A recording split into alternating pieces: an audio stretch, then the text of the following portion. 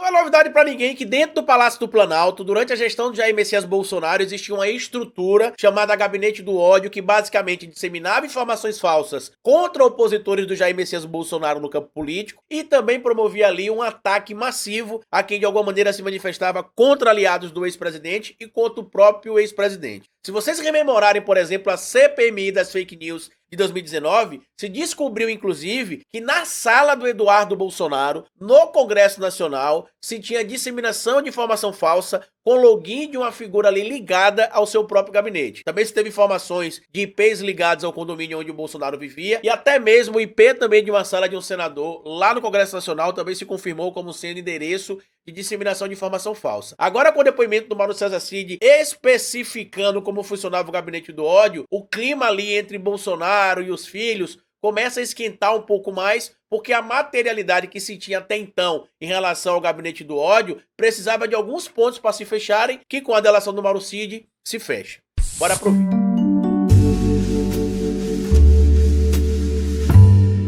Pois bem, meu povo, antes de seguir esse vídeo, eu queria pedir a você que deixasse like no começo do vídeo, porque se deixar lá pro final você esquece. E queria pedir a você também, se puder colaborar com o nosso trabalho, que seja membro do canal, apoiador, é a maneira que você tem de manter o nosso canal existindo aqui de forma independente. E se puder colaborar de qualquer outra maneira com o nosso trabalho, além de ser membro do canal e apoiador, eu peço a vocês para colaborarem com o nosso Pix. Pix do canal é esse que tá aparecendo aí na tela, e você pode colaborar se quiser, quando quiser e se puder. Hoje eu quero falar com vocês sobre mais uma confirmação feita na delação do Mauro César Cid, envolvendo ali o gabinete do ódio do Jair Messias Bolsonaro, que teria supostamente o comando do Carlos Bolsonaro, filho preferido do Jair Messias Bolsonaro, e inclusive se teve ali informações, de acordo com a delação do Mauro Cid, de como é que funcionava, onde é que estava estruturado e onde é inclusive que se faziam ali os acordos para poder se disseminar informação falsa e quais eram os alvos e se o Bolsonaro sabia ou não sabia. O material publicado aqui na revista Fórum traz o seguinte: relato de Cid sobre gabinete do ódio confirma a revelação feita pela Fórum em janeiro.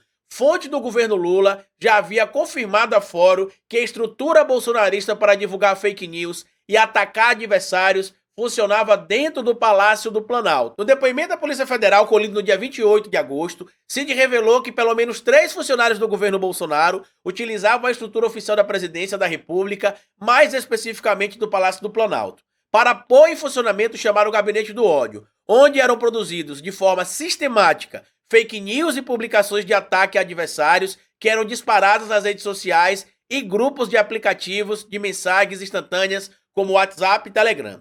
Técio Arnold Tomás, José Matheus Salles Gomes e Matheus Matos Diniz seriam citados por Cid como responsáveis por operar uma sala no Palácio do Planalto, onde esse tipo de conteúdo agressivo era criado, sob o comando do vereador Carlos Bolsonaro, filho do líder extremista. Os 2 primeiros estavam lotados no gabinete pessoal de Bolsonaro, enquanto o último era funcionário nomeado da Secretaria de Comunicação da Presidência, a SECOM. Em 23 de janeiro deste ano, quando o presidente Luiz Inácio Lula da Silva e sua equipe começaram a ocupar o Palácio do Planalto, a Fórum revelou com exclusividade que o Gabinete do Ódio, grupo que, sob ordens de Jair Bolsonaro, atuaria de forma coordenada para espalhar fake news e discurso agressivo contra adversários de seu antigo governo, através do disparo em massa de mensagens, utilização de robôs e perfis falsos, tinha uma estrutura montada dentro da sede da presidência. Trata-se de uma sala aquário no subsolo do Palácio do Planalto, que, segundo a Fórum apurou, contaria com tecnologia de ponta, além de alguns detalhes mais que suspeitos. As informações foram divulgadas a princípio pelo advogado especialista em direito público,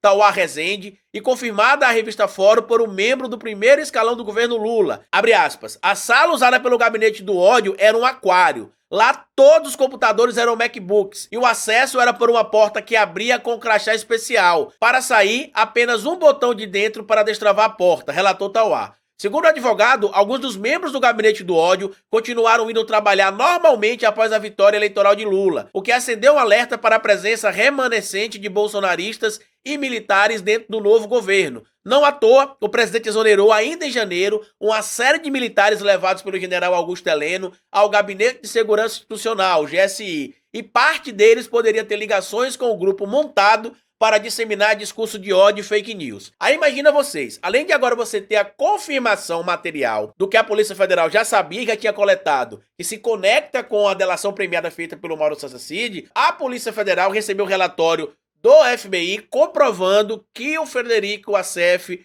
foi para os Estados Unidos com a missão, sim, de recomprar o Rolex, material publicado no Globo. O Wassef recomprou o relógio Rolex presenteado a Bolsonaro com dinheiro vivo, mostra a FBI. Documento recebido pela Polícia Federal contradiz versão apresentada por advogado da família às autoridades. A matéria na sequência aqui tem algumas falhas, então eu vou tentar explicar para vocês porque tem alguns erros de concordância aqui também, tá? Desde o começo do ano, a Polícia Federal apura irregularidade no recebimento e na venda de presentes recebidos por Bolsonaro enquanto ocupava a presidência da República. A função do Frederico Wassef na recompra do Rolex foi a seguinte: a transação teria ocorrido em dinheiro vivo, a mando do general Mauro Lorena Cid, pai do Mauro Cid, ex-ajudante de ordens da presidência, de acordo com a Globo News. O relatório do FBI desmente a versão apresentada pelo aliado da família, a Polícia Federal, em depoimentos prestados em agosto sobre o caso. Na ocasião, o Wassef admitiu ter ido aos Estados Unidos para tentar reaver o relógio Rolex recebido por Bolsonaro,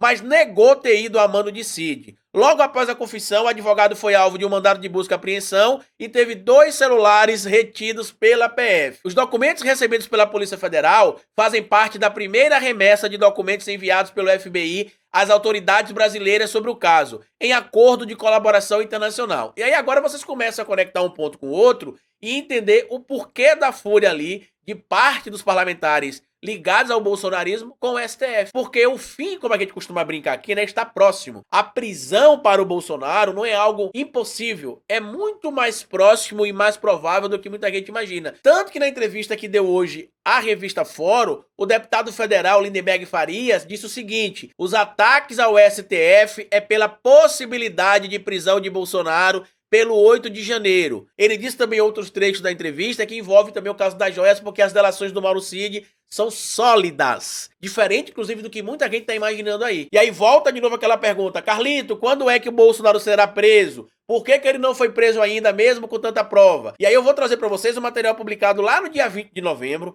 na coluna da Bela Megali, que ela também explica um pouco mais essa questão, de acordo com o material que ela colheu ali, sobre o que falta à PF para poder concluir as investigações sobre Bolsonaro. Quando a PF vai concluir investigações sobre Bolsonaro? A Polícia Federal trabalha para apresentar até o fim deste ano o relatório final das investigações que miram Jair Bolsonaro.